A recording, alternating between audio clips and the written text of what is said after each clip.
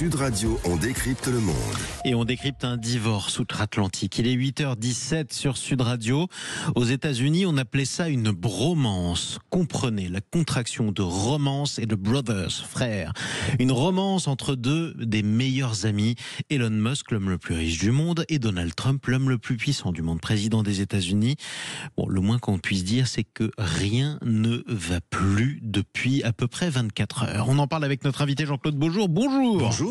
Et bienvenue sur Sud Radio, avocat et président du Forum Transatlantique. J'ai dit rien ne va plus depuis près de 24 heures parce que les échanges d'amabilité ont encore continué il y a quelques heures. Oui, enfin, rien ne va plus depuis quelques heures et à mon avis, à un moment donné, on va revenir à quelque chose de plus normal parce qu'effectivement, c'est un divorce, mais vous savez, c'est comme l'histoire d'amour. Un divorce, ça peut craquer de partout et puis il y a parfois des gens qui se remarient après un divorce. Alors plus sérieusement, oui, c'est une histoire qui est compliquée parce que vous avez eu la rencontre de deux personnalités, et je dis bien deux personnalités avec des objectifs bien différents.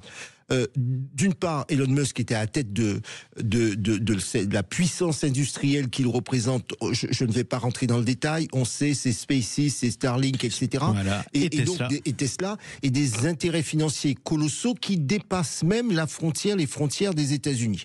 Un enjeu considérable. Il est libertarien, donc contre on s'arrête un mot. Voilà. Le libertarien, c'est quoi? Contre l'intervention d'État. C'est une sorte de liberté débridée. Il y a plus de il y a même plus de règles quasiment. Presque plus d'État, pas d'impôts, pas de règles. Exactement, c'est du chacun pour soi finalement.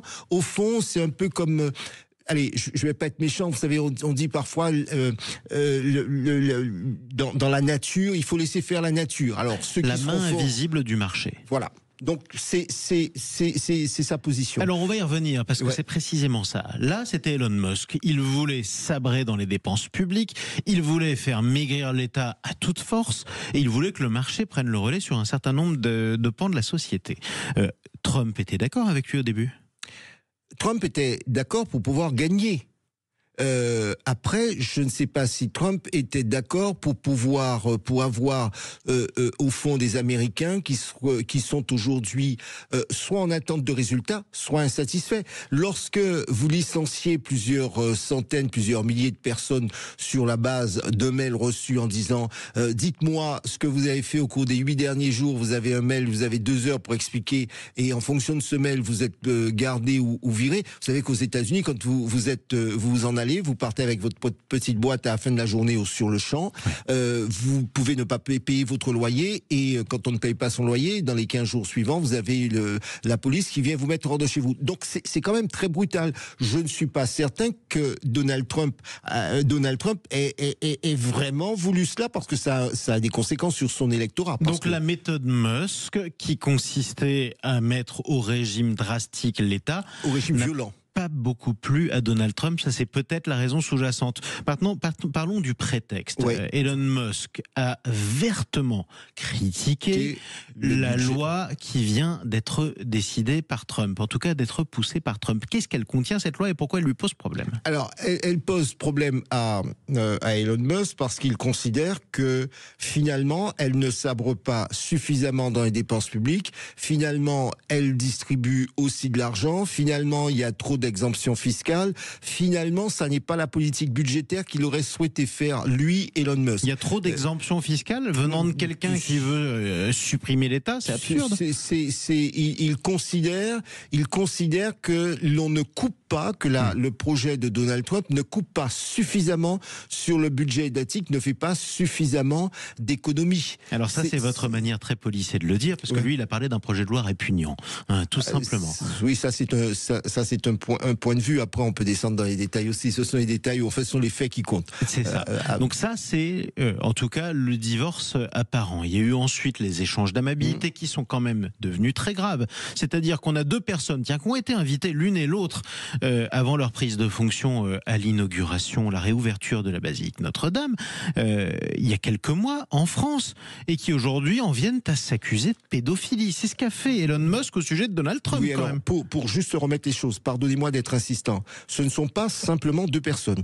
C'est le président des États-Unis qui a cru bon d'être non seulement le meilleur ami, mais d'impliquer un homme d'affaires influent, conséquent, l'homme le plus riche de la planète dans les affaires de l'État. Donc il y a un conflit d'intérêts manifeste et donc vous avez ce type de situation. Je pense que c'est très grave parce que ça pose un problème de bonne gouvernance, ça pose un problème d'état de droit et l'état de droit, ça n'est pas la tarte à la crème. Pardonnez que je vous redis cela parce que l'état de droit, c'est quoi? C'est qu'effectivement Elon Musk se retrouve en situation de quasi-monopole sur certaines activités, sur des sujets qui relèvent de la souveraineté nationale américaine et qui peuvent impacter l'ensemble de la planète parce qu'il y a, quand on parle de satellites, quand on parle de Starlink, quand on parle d'un certain nombre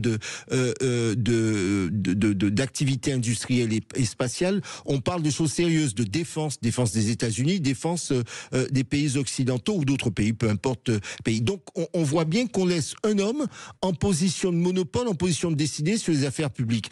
Ça pose quand même un problème et je pense que c'est là le plus grave et qui menace en plus le président des États-Unis.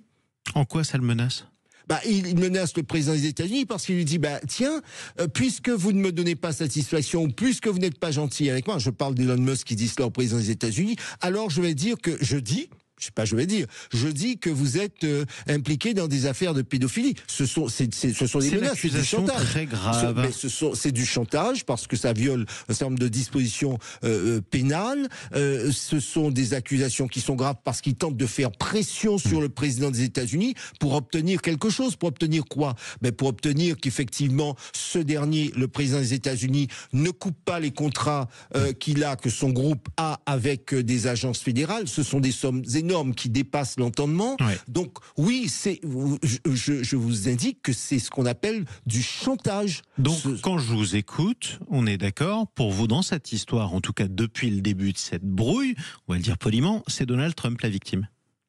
C'est pas, vous voyez, c'est pas une question de victime. Ce que je veux, c'est qu'on sorte de juste des personnes en se disant c'est de l'ego et je suis de ceux qui disent bien sûr il y a de l'ego, mais j'ai envie qu'on prenne bien conscience des enjeux considérables pour vous et moi, pour les citoyens américains qui par exemple ont voté, bien sûr ils se sont dit les démocrates n'en font pas suffisamment, les règles on n'en veut plus, mais on voit ce que ça donne, on voit qu'il y a une politique qui en termes de santé publique, qui en termes d'emploi, Donald Trump nous avait dit je vais ramener l'emploi assez rapidement, l'emploi industriel, on voit bien que l'emploi industriel n'est pas au rendez-vous. Je vais régler les problèmes internationaux. On voit bien que les problèmes internationaux ne sont pas réglés. Donc les électeurs américains, ils vont commencer à demander des comptes et on a des élections de mi-mandat qui vont commencer la campagne va commencer au mois de septembre. Oui, dans une ambiance qu'on imagine assez particulière.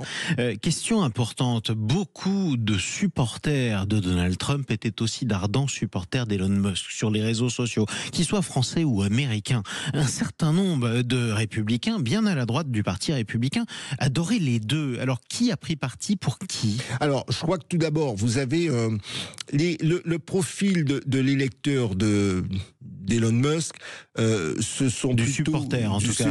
Oui, des supporters d'Elon Musk. Ce sont plutôt des gens qui sont pour la très forte liberté individuelle, qui sont, j'ai envie de dire, ce sont plutôt des entrepreneurs qui veulent que l'État se mêle un minimum de la vie économique, de leur vie des affaires. Les supporters de Donald Trump, ce sont plus les MAGA, c'est plus la frange américaine. America Great Again. Oui, c'est qui un MAGA ? Ce sont des gens qui se disent au fond, c'est l'Amérique d'hier, c'est l'Amérique de la petite maison dans la prairie. Vous voyez un peu ce feuilleton qui est encore diffusé sur certaines chaînes. Voilà. Alors ils ont le droit d'être nostalgiques, mais qui sont encore sur cette Amérique qui, de toutes les façons, n'existe pas. Cela ne veut pas dire qu'on ne doive pas protéger ses frontières. Cela ne veut pas dire qu'on ne soit pas pour la sécurité. Pour le retour de l'industrie. Pour le retour de l'industrie, c'est pas du tout ça. Ce que je veux dire, c'est que les solutions qui sont proposées sont parfois des solutions faciles. Imaginez qu'on réindustrialise en l'espace même de mandat présidentiel. C'est une vue de l'esprit. Il faut en moyenne 6 à 7 ans pour réindustrialiser. Ce sont des politiques démocrates ou républicains qui ont été menées, donc et qui ont des résultats que l'on connaît. Donc imaginez aujourd'hui que l'on puisse en quelques semaines avoir des résultats, c'est c'est illusoire. Et donc oui, c'est cette Amérique-là qui est très supporter. Et puis ce sont des gens qui sont des supporters de Donald Trump, quoi qu'il arrive. Donc ils seront derrière leur champion. Et donc il aura le dernier mot. En tout cas, de ce point de vue-là, on verra bien ce que donneront les élections de mi-mandat. Merci beaucoup pour cet éclairage. Jean-Claude Beaujour, je le rappelle, avocat et président du Forum Transatlantique. Allez, restez avec nous. On se retrouve dans un instant. À suivre sur Sud Radio. Tiens, est-ce qu'il y aura encore de nouvelles élections de mi-mandat en France? Est-ce que vous souhaitez une nouvelle dissolution, un an après la dernière qui n'a accouché d'aucune majorité? Continuez à voter, on va en débattre. On va aussi parler de Bruno Retailleau. Peut-il rester longtemps dans ce gouvernement? À tout de suite.